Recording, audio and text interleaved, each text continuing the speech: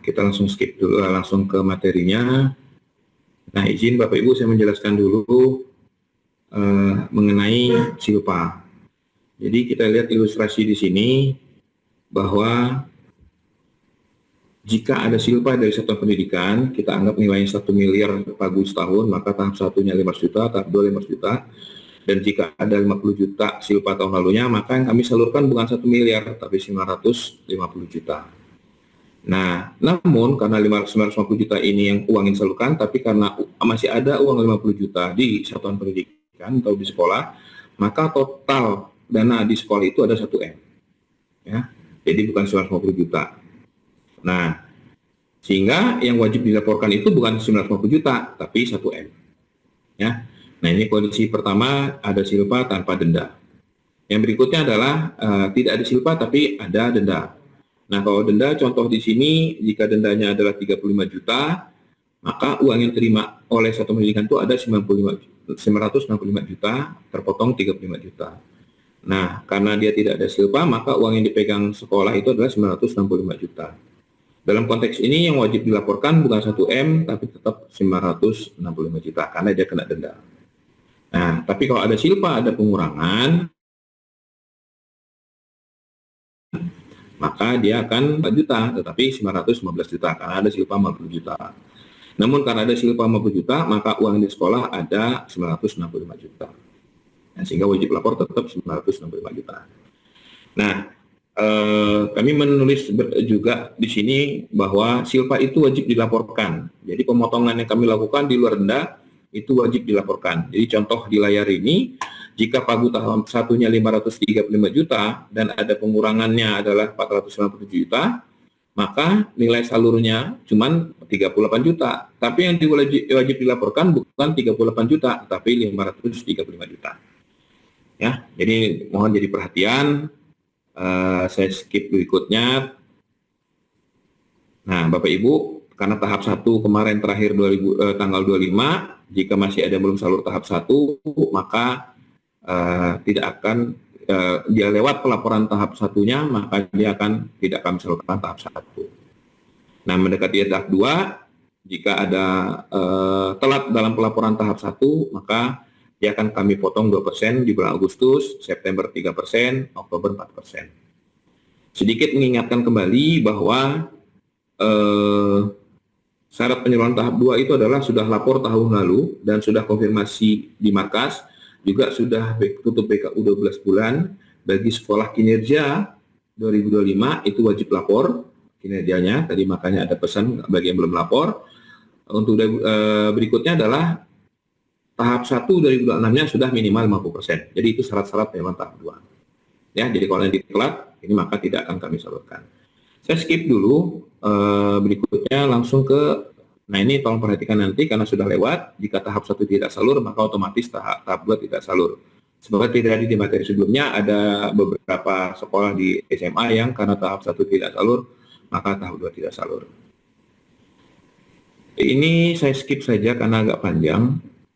Saya langsung ke, nah ini tadi Bapak Ibu konteksnya tadi ada di mana keterangan kendala penyaluran adalah realisasi tahap 1 melebihi pagu tahap 1. Jadi kalau kita lihat di sini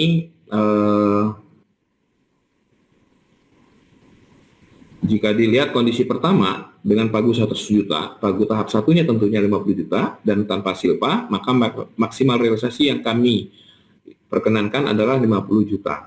Nah, ternyata laporan di markasnya ada 100.000 nih lebih, 50 juta, 100.000. Maka kelebihan 100.000 ini yang akan menghambat 50 juta. Solusinya ya diperbaiki, gitu ya.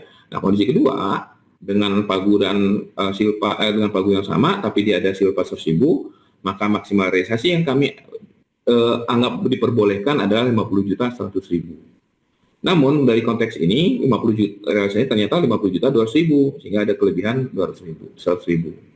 Sehingga dia nggak akan salur. Tapi kalau realisasinya kondisi pertama kita masukkan ke kondisi kedua, maka dia akan lolos karena maksimal realisasinya 50 juta 100.000. Nah, ini contoh kalau saya pakai gunakan salah satu sekolah Dia pagunya 90 juta, 45 jutanya tahap 1, silpahnya ada 1093, maka maksimal realisasinya adalah 45 juta 1093.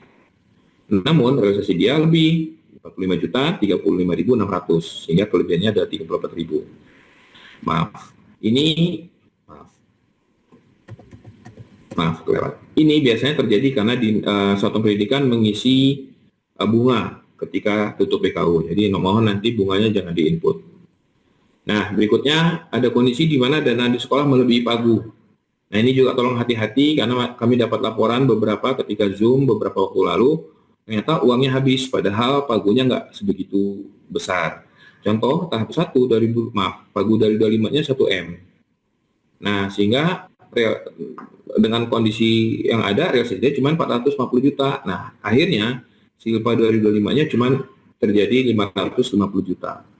Nah, di 2026 pagunya turun dari 1M tahun lalu menjadi 700 juta. Sehingga uang yang kami salurkan cuma 350 juta.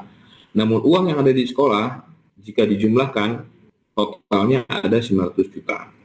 Nah, dengan 900 juta ini, dia bisa belanja berapa? Maksimal belanja dia adalah 700 juta, yaitu sesuai pagu.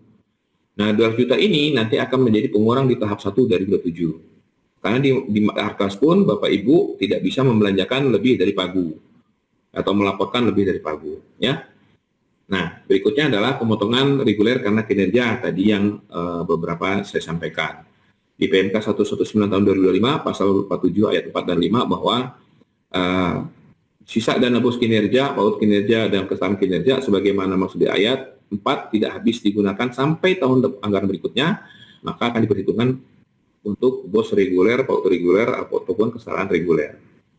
Ya. Nah, ini ilustrasi singkatnya, mudah-mudahan bisa menjadi acuan Bapak Ibu. Tapi ingat, ini belum diputuskan apakah mulai 2025 atau 2026 atau 2025. Ya. Berikutnya, contoh, jika 2024 dia dapat 45 juta, realisasinya cuma 35 juta, maka silpa kinerja 2024-nya adalah 10 juta. Dan regulernya 100 juta tidak akan kami kurangi, sehingga 10 juta ini masih boleh digunakan di 2025. Nah, di contoh ini, yang 10 juta ini ternyata realisasinya cuma 9 juta, maka terjadilah silpa 1 juta. Nah, si 1 juta ini tidak akan memotong di 2025, karena dia akan tetap salur 1 juta. Namun, 1 juta ini akan memotong regulernya di tahun 2026, seperti di sini. Nah, makanya salurnya cuma 99 juta, tapi karena ada uang dari kinerja yang akan menjadi saldo Desember 2026-nya, maka nilai yang sudah dilaporkan tetap 100 juta. Ya. Nah, kalau misalkan itu 2024, sekarang kalau dia terima 2025, misalkan apakah akan berlaku 2026 atau 2027? Nah, kalau kita lihat contoh di sini, dia salur 60 juta, realisasinya 57 juta, silpa dia otomatis 3 juta. Nah, di 2026, dia tidak dapat kinerja. Nah, silpa dia yang 3 juta, dia cuma belanja 1 juta, sehingga terjadi silpa lagi. Kalau di keterangan saya di sini adalah silpa dari silpa. Nah, 2 juta ini tidak memotong di 2026, karena sudah dipotong menggunakan yang 2024. Makanya, ini akan menjadi pemotong nanti di 2027. Ya, sehingga nilai yang wajib dilaporkan tetap 100 juta. Nah, ini kalau tidak terima tahun depannya, jadi cuma sekali, maka dia cukup seperti tadi, tapi tidak ada warna hijau. Nah, pelaporannya di Arkas nanti Bapak Ibu, bagi yang punya kinerja dari silpa kinerja 24, misalkan contoh 10 juta ini, maka nanti di 2025-nya, Dinas menginput pagunya di silpa kinerja 2025. Nah, ketika sudah diinput 10 juta, maka Dinas sekolah nanti lakukan klik penerimaan 2025, maka nanti silpa kinerja akan masuk. Ketika sudah masuk, silahkan dilaporkan. Ya. Juga berikutnya yang afirmasi, bagi yang punya afirmasi, kalau ada silpa maka akan kami potong tahun berikutnya. Nah, ada lagi pengembalian silpa karena tidak salur, ini juga jadi perhatian, hati-hati. Jadi Bapak Ibu, jika tahun depannya tidak salur, maka silpa tahun barunya tidak boleh digunakan.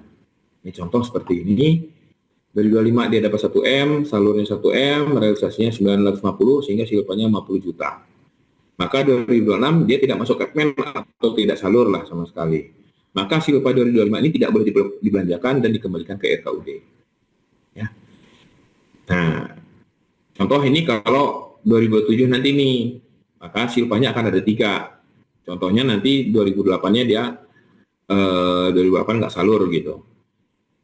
Jadi kalau 1M dia pagunya 1M di 2007, silpa dari regulernya 50 juta, kinerjanya 3 juta, silpa dari silpa tadi, dan afirmasi ada 2 juta, maka disalurkan cuma 945 juta.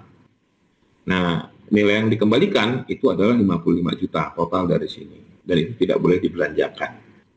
Ya. Mekanisme pengembalian silpa di PMK juga diatur bahwa dikembalikan ke RKUD. Syaratnya adalah pengembalian sesuai dengan juknis yang ditetapkan oleh kementerian dan lembaga. Ini biasanya karena tutup. Kalau untuk merger sesuai juknis Permendikbud nomor 8 tahun 2006, sekolah merger itu dananya boleh digunakan oleh sekolah induk. Ya. Atau kondisi kedua, ada rekomendasi dari APIP wilayah Bapak Ibu, yaitu di Inspektorat Daerah.